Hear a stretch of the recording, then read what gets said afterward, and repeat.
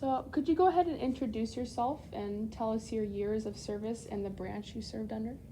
My name's Alan Vetter, and I enlisted in the United States Navy in August of 1970, and I retired February 1st of 1995. Right.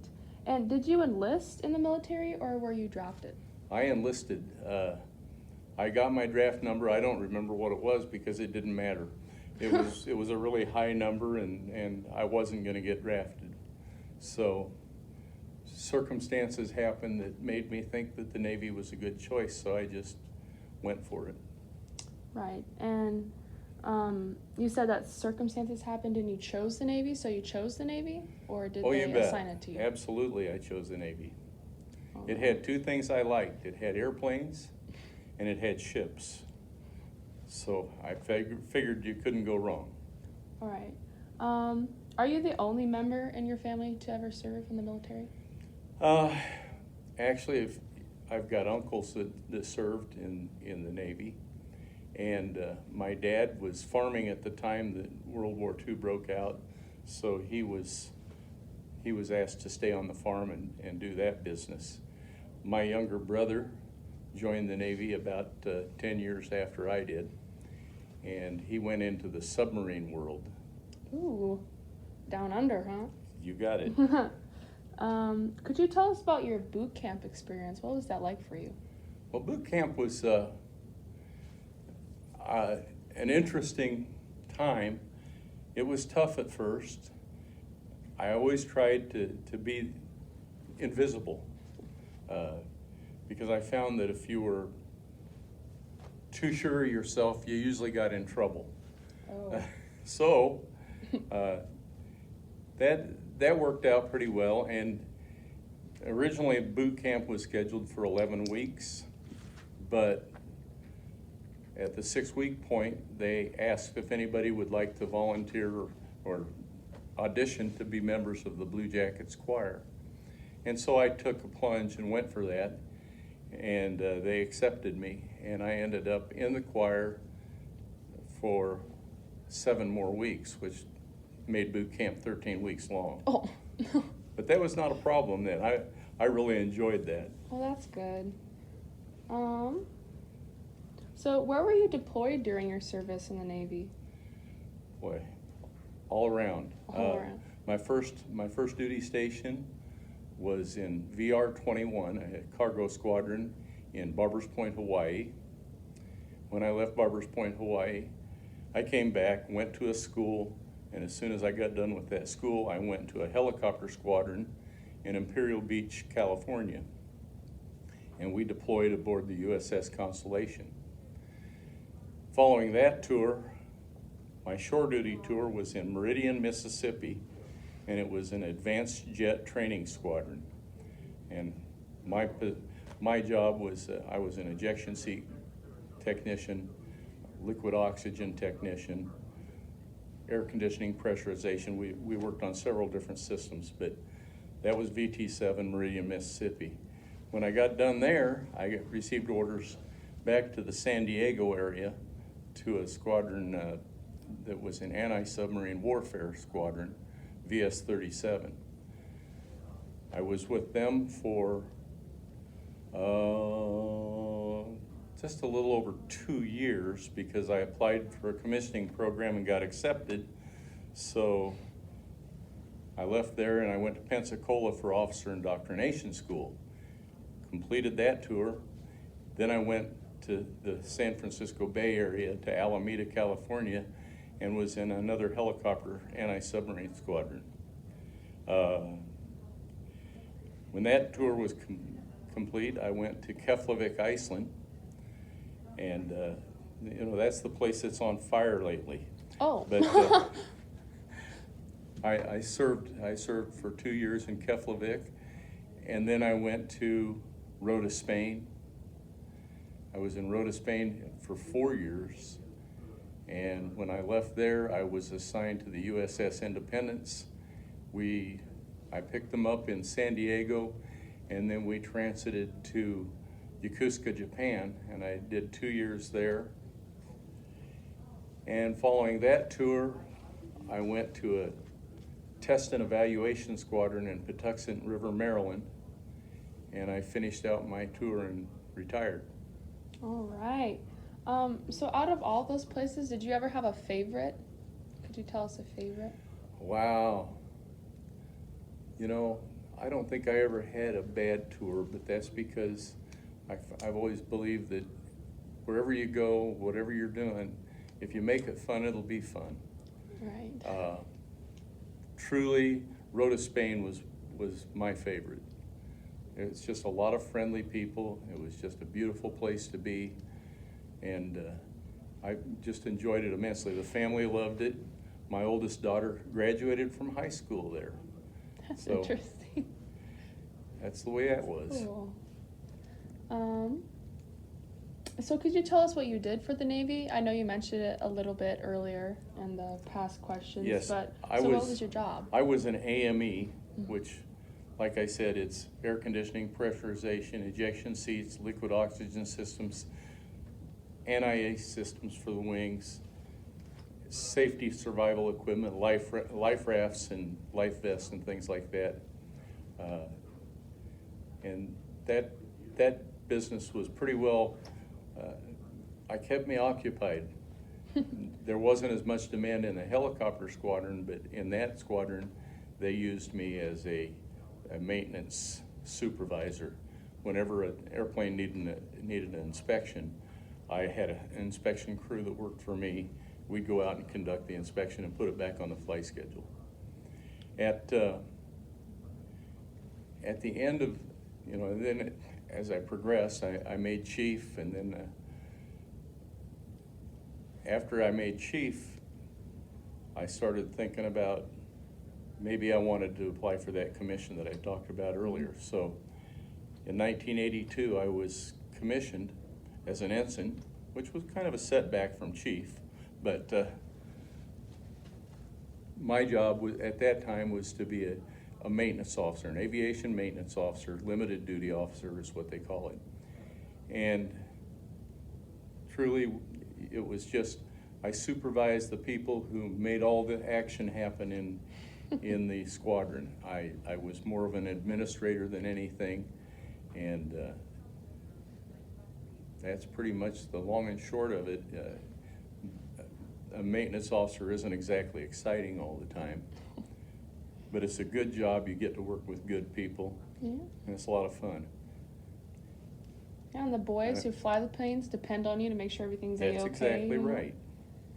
So what did your day-to-day schedule look like in that job? Did you get up really early in the morning, or were you able to sleep in a little bit, or, Well, when you're at sea, you have two crews, 7 in the morning to 7 in the evening. The second one is 7 in the evening to 7 in the morning. That's how the whole crew is split up as far as the squadron was concerned. I always tried to work a little early, and honestly, I just worked until I got tired. And so, because it's not like you could go to the bowling alley or something like that. Right. You just, you keep busy and it makes time fly.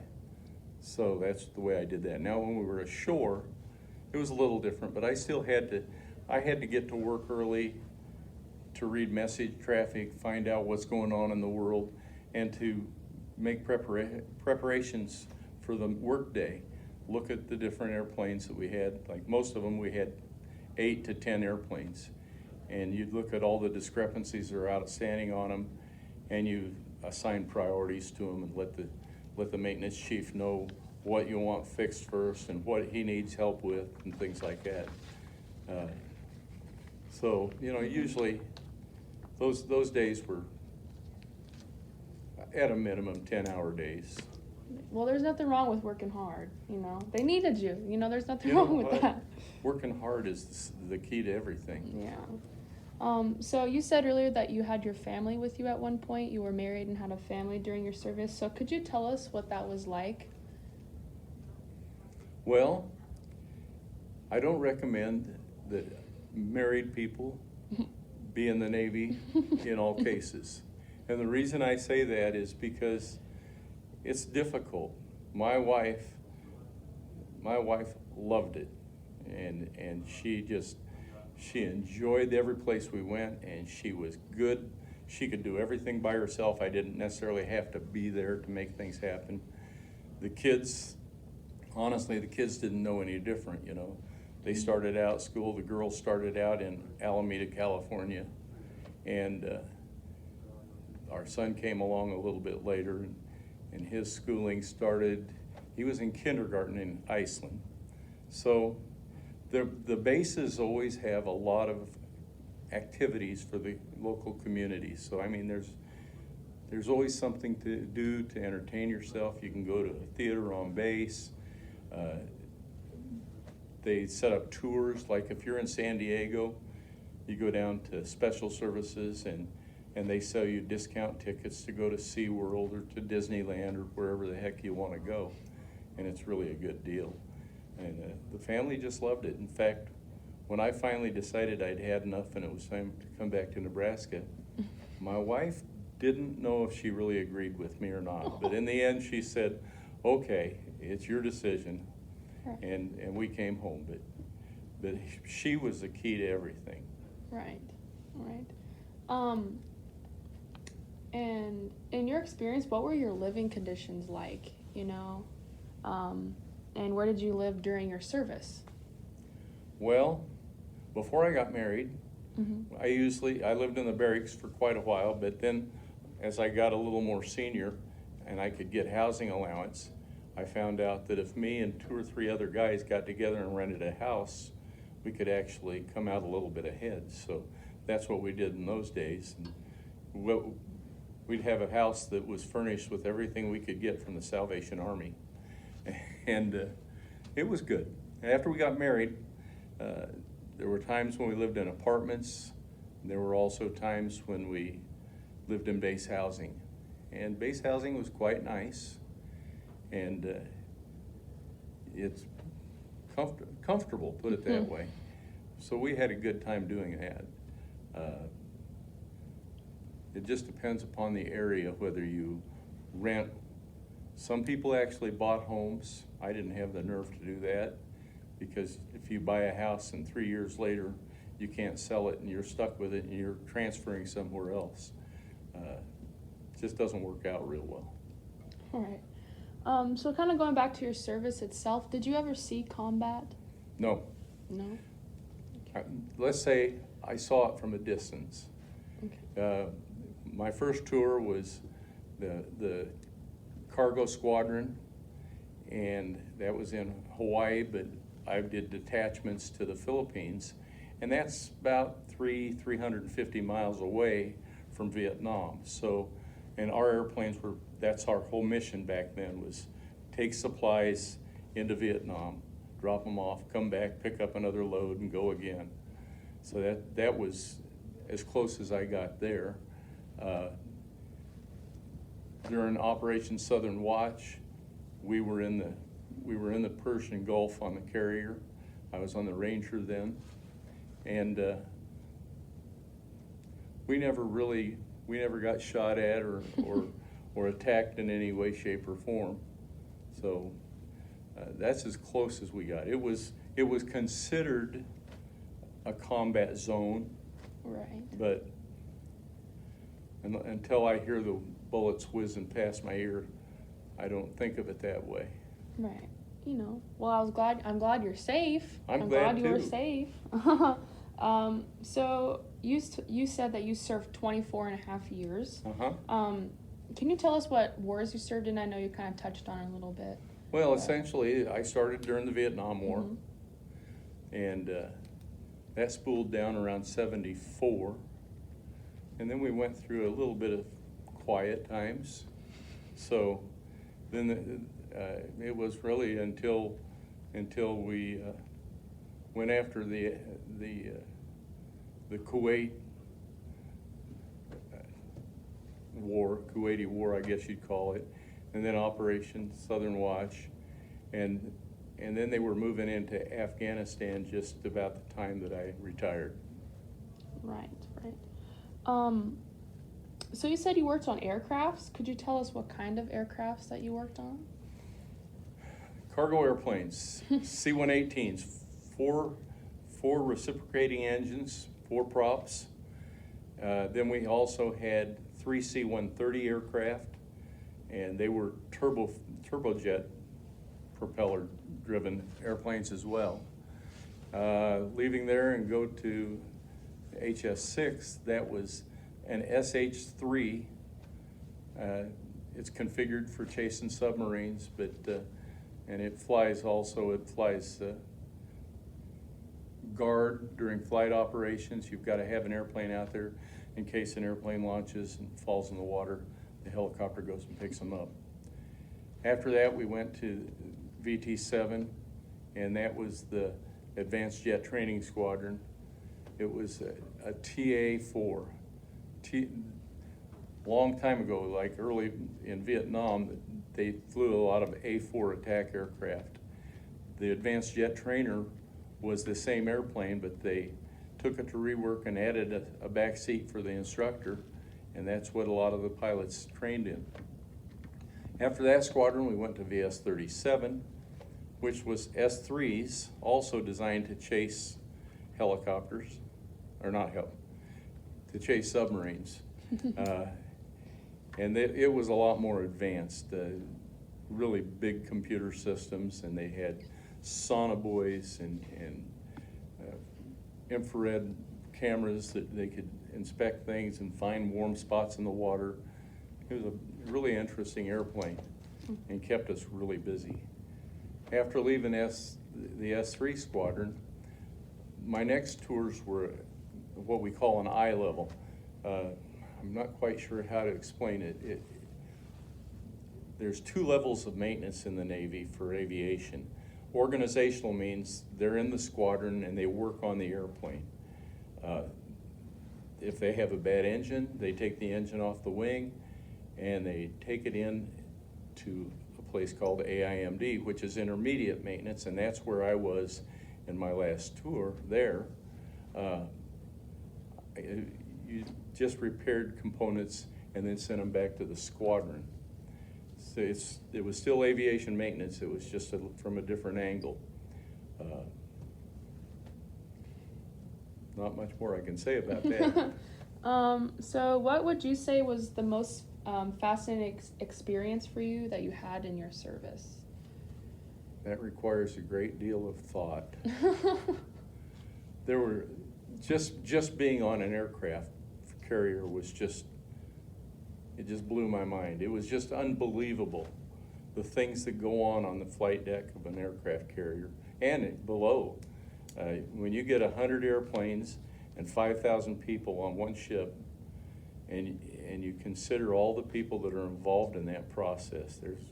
There's guys working down in the engine room, and they're keeping us going. Then they've got a shipboard laundry. Everybody throws their dirty clothes in a bag and turns it in, and it goes down to the laundry and it gets washed. It's a complete city. We eat in cafeterias, and there's hundreds of guys in there doing that. It's an amazing experience. And I might have told you the other day, we always said if you're working on the flight deck, you've got to have your head on a swivel all the time, because there's always something that's just going to bite you. And you've got to be watching for trouble all the time. Right. All right, so earlier you said you got commissioned in '82. So could you tell us how you felt in that moment that you knew that you got commissioned? Were you proud? Were you happy? I was absolutely proud, and I was very satisfied. I had known about the different commissioning programs in the Navy, but you know, I just barely survived high school, so I wasn't sure of myself. But as I went through courses and I scored well on them, and I picked it up really fast, I decided that maybe I had a chance to do these things. So in the Navy, they have there's 2 or 3 different programs, but the program that I chose was the Limited Duty Officer Program. Chief Warrant Officer Program is a similar program. And it's essentially you put an application for it, and your command writes endorsements, and then they select. I think the year that I made LDO, there were 3,200 applicants, and they picked 270 of us. So the competition was kind of high. And they basically do that by, they review your records, they look at all your performance evaluations, and then they make a selection. So what was the best part about being an officer? Were there any better perks of being an officer? Well, you know, if I'm honest about it, probably not. Really? I guess you could say, in most cases, I made more money, I got paid better. Mm-hmm. But the truth of the matter is, when I made ensign, I was already a chief. And the chiefs are a pretty neat group of people. I've always said the chiefs run the boat. And we had our own mess decks, and we ate well. On special days, we'd even get lobster. So, I mean, Ooh. It wasn't bad. Right. So are you still buddies with your friends from the service? Oh, I have several friends from the service, yes. I've got them everywhere from Washington State to Las Vegas. I've got one friend that's actually from Aurora that is living in the Philippines. He's been there for, I'll bet you, 30, 40 years. That's interesting. So out of all of your years in the service, what would you say was your most favorite moment and or memory? My most favorite moment. Right. We have a program, well, it's not a program, a tradition in the Navy. When you cross the equator, they do an indoctrination. Until you've crossed the equator, you're considered a slimy pollywog. And so they put you through well, let's call it what it is. It's a big hazing process. and it's difficult, and you have to remember that there's good things coming at the end of the tube, but at the moment you're just wishing you could jump off the ship and swim home. But so that's what one of the most satisfying times was when that was behind me and I didn't have to do it again. Right. All right. So you're retired from your service. You're out. So I just kind of want to know, what was the hardest part of leaving the military lifestyle and going back to the civilian lifestyle? Well, after 24 and a half years in the Navy, which is definitely a different culture than where we live here in Aurora, it was a little bit of a struggle.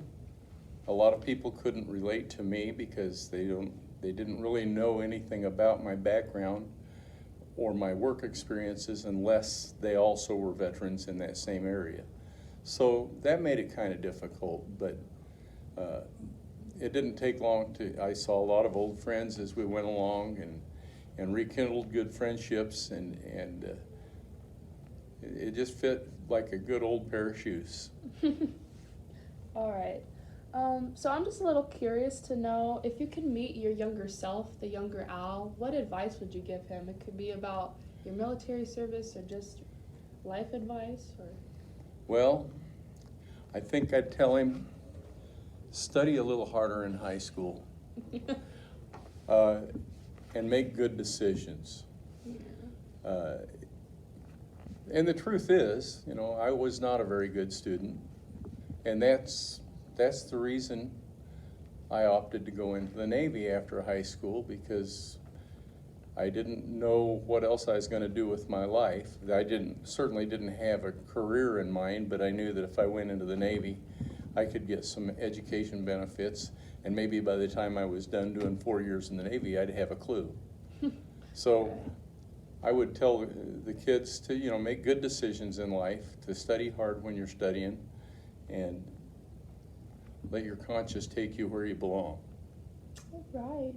So looking back, would you do it again? Absolutely, I would do it again.